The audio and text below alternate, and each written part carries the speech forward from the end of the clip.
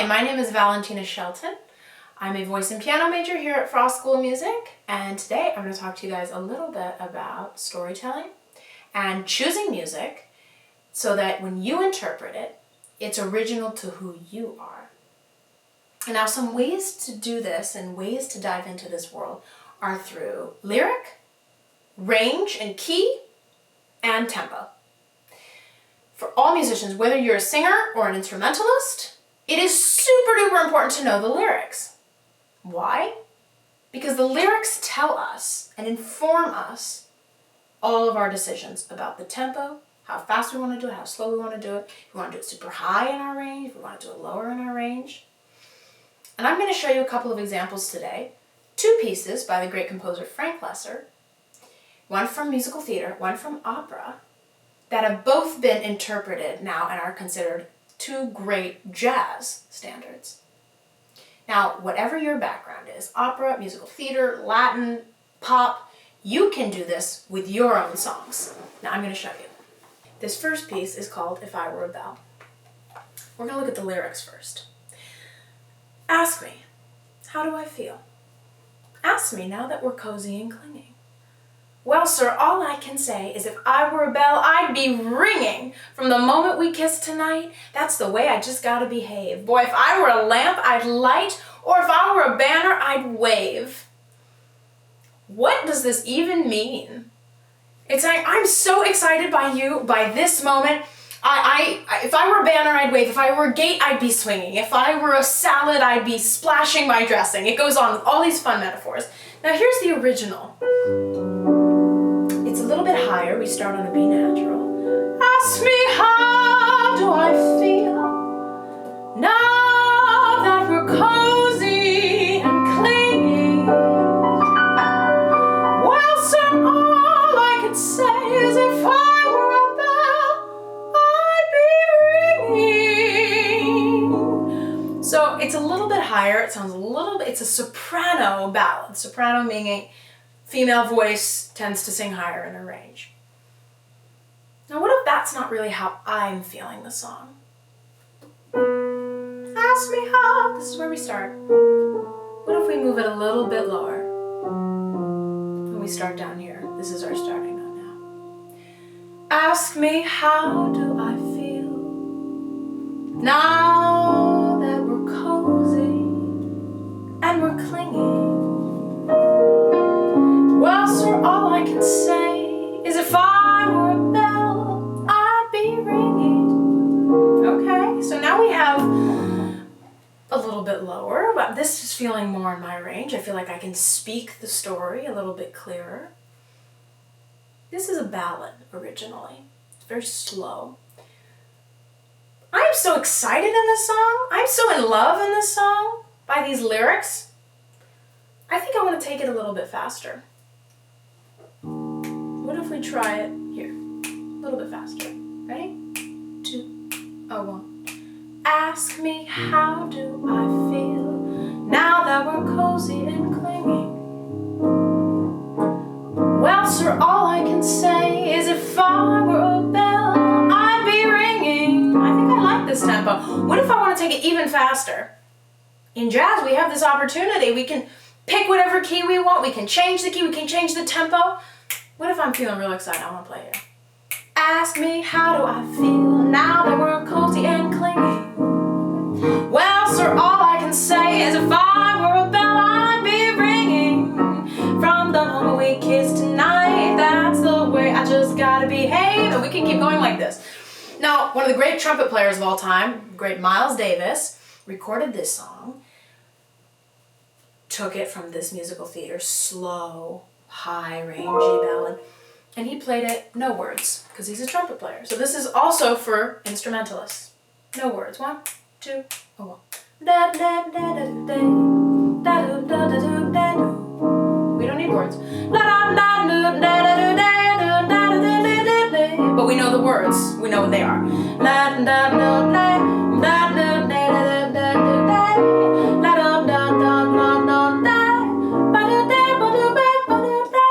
Ask me how to. So whether we're a singer, whether we're an instrumentalist, knowing the words knowing where our range is, what key we should pick, and what tempo we want, we just came up with our entire new arrangement of this song, If I Were a Bell. All right, for example number 2, also written by Frank Lesser, there was an opera called Green Willow. Now there was a piece in Green Willow called Never Will I Marry. You can listen to Audra McDonald sing it or many other wonderful opera singers. And it originally, here's what the words look like. Never, never will I marry. Never, never will I wed. Born to wander solitary, wide my world and narrow my bed. No burden to bear, no conscience, no care, no memories to mourn, no turning, for I was born to wander solitary. Wide my world, narrow my bed, never will I marry, born to wander till I'm dead. Okay, this sounds really somber and sad, very depressing, very mourning ourselves of marriage. I'm never gonna get married. Sorry for me, woe is me. Now, that's originally how it was intended. That's what the lyrics meant. Now, what if we change some things about it, but let's just listen to the original. It sounds a little bit higher. Never, never will I marry. Never, never will I wed. Born to wander solitary, wide my world, narrow my bed. It's very long, very slow, very heartbreaking.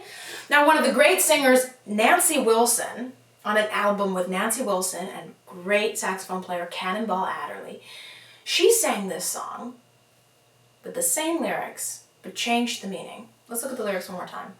She sang this instead of a sad heartbreak song as a celebration. I'm never gonna marry, and it's okay, and I want that. Let's take a look at the lyrics one more time. Never, never will I marry. Never will I wed.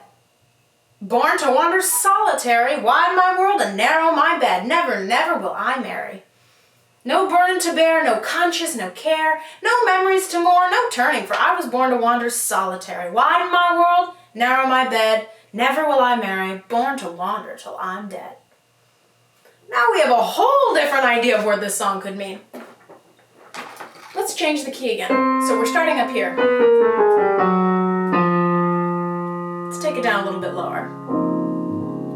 Never, never will I marry.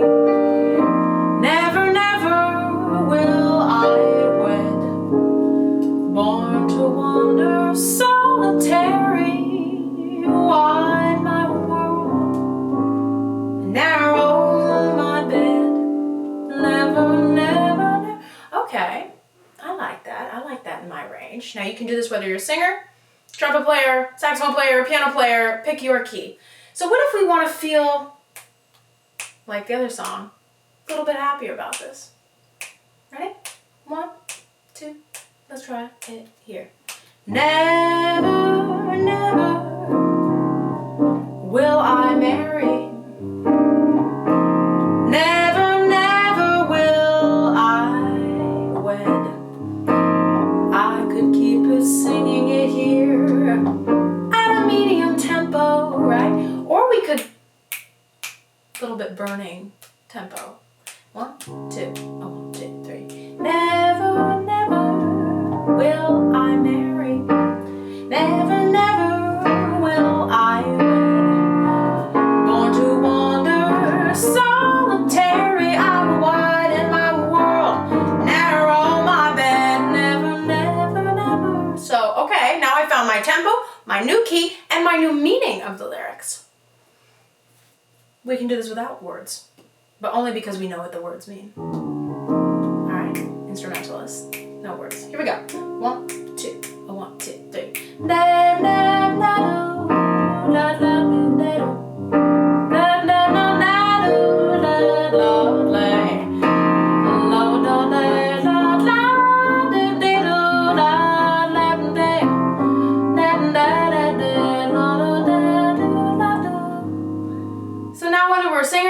we're a piano player, we're a guitar player, we're a bass player, we're a trumpet player, whatever you play, We know what the words are, so that can inform our decisions, and we know what key to pick. We know our range, kind of where we sound a little bit higher, where we sound a little bit lower, kind of where we want to put it.